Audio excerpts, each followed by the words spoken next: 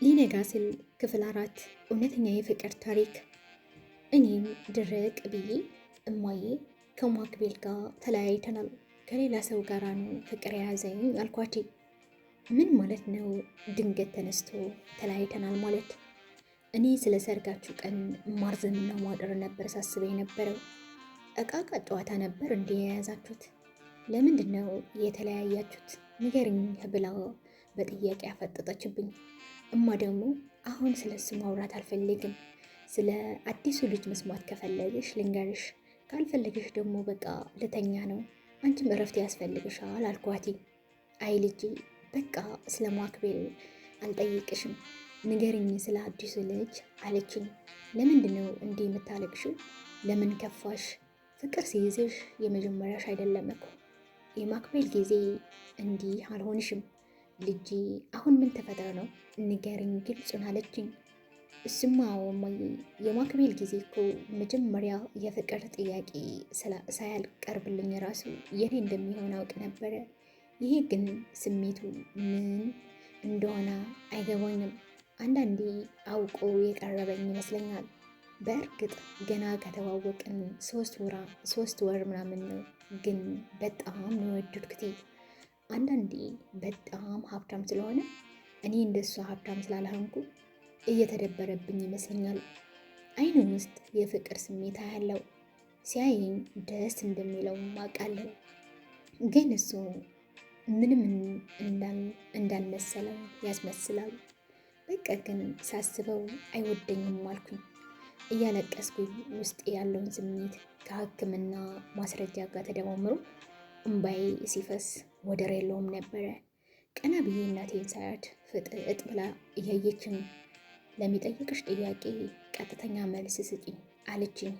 አስተያየቷ በጣም ያስፈራ ነበረ። በጉጉት እየጠበቅኳት ነው። የእናቴን አይኗን ሳያት ኮስተር ብላ እውነቱን ልጅ ሀብቱን መልኩን አይተሽ አይደለም ያፈቀርሽው አለችኝ። ኧረ ማሚ መቼ በሱ አይደለም፣ እኔ ስለ የሱ ሀብት ንብረት ምን አገባኝ ብልሽ ነው። ወደፊት ድንገት ባሌ ከሆነ ከሱና ከጸባይ ጋር እንጂ ከገንዘቡ ጋር አልኖርም ማሚ። ሁሌ ስገባ ስወጣ ጭቅጭቅ ከሆነ ለእኔ የሚገባኝ ፍቅር ካላገኘው የእሱ ገንዘብ ለእኔ ምን ያደርግልኛል? እማ እኔ ድሃም ሆነ ሀብታም የማገባውን ባሌ ከቤት ወጥቶ እስኪመጣ እንዲናፍቀኝ እፈልጋለሁ። ሁሌ ደስታ፣ ሳቅ፣ ጨዋታ የነገሰበት ቤተሰብ እንጂ በሀብቴ የተጣራ ፍቅር የሌለው ሰው አልፈልግም አልኳቴ። ንግግሬ ከልቤ ነበረ። ማሚም ደስ ብሏት በቃ ታገሺው ልጄ ያንቺ ነው አለችኝ። ቢዘገይም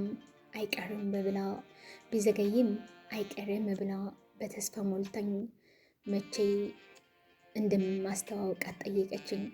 እኔም አንድ ቀን ነበር መልሰኝ። እሺ በቃ እረፍት አድርጊ ብላኝ ከክፍሌ ወጣች። እንደ ወጣችልኝ የክፍሌን በር ከውስጥ ቁልፌ አልጋዬ ላይ ወደቅኩኝ። ያለችኝን ማሰብ ጀመርኩ። ምን አለ እውነት ብሆን ብዬ ተመኘው።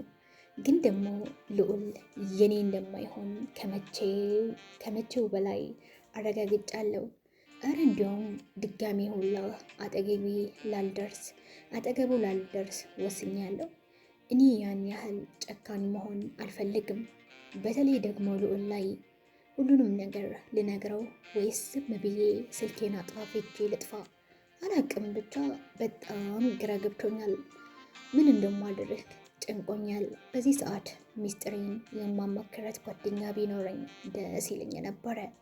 ግን መናገር በራሱ ያስፈራል። ውርዴት መስሎ ታየኝ። በቃ ምሽቱን ሙሉ ሳስብ ሳለቅስ አምሽቼ በዛው እንቅልፍ ጣለኝ። ጠዋት ስነሳ ከጠዋቱ 4 ሰዓት ሆኗል። እናቴ የማታውን ነገር ስላየች ሳትቀሰቅሰኝ ነው ወደ ስራ የሄደችው። ተነስቼ ተጣጥቤ ልብሴን ለባብሼ ቀጥታ ወደ ሆስፒታል ሄድኩኝ። ለማስወረድ ፈልጌ ነበረ። ያው የገመትኩት አልቀረም። ማስወረጃ ጊዜው አልፈዋል። አንዳንዴ በህይወታችን ውስጥ ሳንፈልግ ጨካኝና ኃጢአት አስተምረውን የሚያልፉ ብዙ ሰዎች አሉ። በቃ ምን እንደማደርግ ነው የጨነቀኝ። ለማንም ሳልናገር ብን ብዬ ልጥፋ እንዴ እላለሁ። ከሆስፒታሉ ወጥቼ ወዴት እንደሚሄድ አላቅም።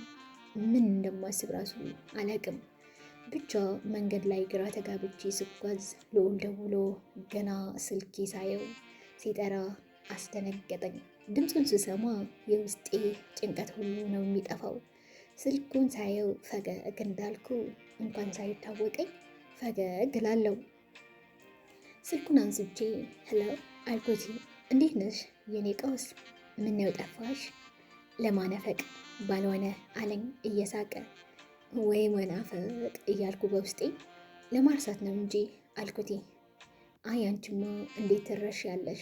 እሺ ዛሬስ አንገናኝም እንዴ ሲለኝ በጣም ነው የደነገጥኩት። ምክንያቱ በዚህ ሁኔታ ውስጥ ሆኜ እሱን ማየት አልችልም። እንዴት ብዬ ነው አይኑን የማየው? በሌላ በኩል ደግሞ ቢያንስ አይኑን ባየው ሰላም እንደሚሰማኝ አውቃለሁ። እሺ በቃ ከፈለክ አሁን ከፈለክ አሁን ከፈለክ ደግሞ ማታ ካፌ ሳልጨርሰው። አይ አሁን ይሻላል፣ እስካሁን ምሳ አልበላውም።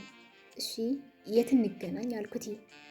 አንተ ደስ ያለ ቦታ በቃ ሰፈር ጠብቂኝና መጥቼ እወስድሻለሁ ብሎኝ ስልኩ ተዘጋ። የተለመደች ቦታዬ ጋር ሄጄ ቁጭ አልኩኝ። መጮ ማልቀስ ተመኘው፣ ግን አቅም አነሰኝ። እናቴ እኔን በድህነት አሳድጋኝ እኔ ደግሞ ልጄን በድህነት ላሳድግ ነው? እንደዛ የለፋችብኝ እናቴ ለስራዋ ክፍያ ሲያንን ነው? እዛ ትንሽ ከተቀመጥኩ ማበዴ ስለማልቀር ተነስቼ እስከ አስፋልቱ በእግሬ መራመድ ጀመርኩኝ። ትንሽ እንደተራመድኩ ማክቤል ከሆነች ልጅ ጋር ተቃቅፎ እየተሟዘዘ ከፊት ለፊት መጣ። ሳየው ደሜ ነው የፈላው። እጄ ባንቀው ደስ ይለኝ ነበረ። ልጅቱ የባለፈው ልጅ መስላኝ ነበር፣ ግን አይደለችም፣ ሌላ ናት። ልክ ሲያየኝ አንዴ ስሟታል፣ አንዴ ያቅፋታል። ብቻ የሚያደርጋትን ነበር ያሳጣው። እኔ አንገቴን ደፍቼ ወደፊት መራመድ ተያያዝኩት።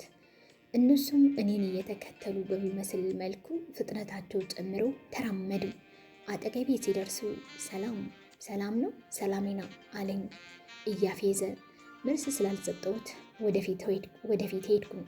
ትንሽ እንደተራመድኩ ልዑል ደውሎ እንደደረሰ እየጠበቀኝም እንደሆነ ነገረኝ። ቶሎ ወደፊት መራመድ ጀመርኩኝ። ልክ አስፓልቱ ስደርስ ልዑል መኪናውን አቅሞ ከመኪናውን ወርዶ እየጠበቀኝ ነበረ። ሲያየኝ ፈገግ አለና ወደ እኔ መጥቶ አቀፈኝ። ሲያቅፈኝ የሚነዝረኝ ነገር ነው ለእኔም ግራ የሚገባኝ። የሆነ ኤሌክትሪክ ነገር ይዞ የሚዞር ይመስለኛል። እውነት ለመናገር ስላየሁት በጣም ነበር ደስ ያለኝ። ግን ፊቴ አሁንም እንደተዘፈዘፈ ነው። እጄን ይዞ ወደ መኪናውን ሊያስገባኝ እያለ እንዴ የድሮ ፍቅረኛሽ ጋርድነት ቆጠርሹ እንዴ አለኝ እየሳቀ። ማለት አልኩት ግራ ገብቶኝ። እኔ ለምንድነው እናስ ለምንድነው ከኋላሽ የሚከተልሽ አለኝ። ዞር ስል አቶ ማክቤል ሁለት እጆቹን ኪሱ ላይ ከቶ ከኋላ እየተከተለኝ ነበረ። እንዴ ጉዴ ፈላ። ልጅቷ ምን ውስጥ ከቷት ነው? አሁን አብረው አልነበር እንዴ? ለራሴም ጥያቄ ፈጠረብኝ። ቢሆንም ከልቤ ነበር የሳቅኩት። ልዑል የመኪናውን በር ከፍተውልኝ በክብር አስገባኝ። በኋላ ወደ መኪናውን ገባው። ሊነጋ ስል ክፍል 4 ይህንን ይመስል ነበረ።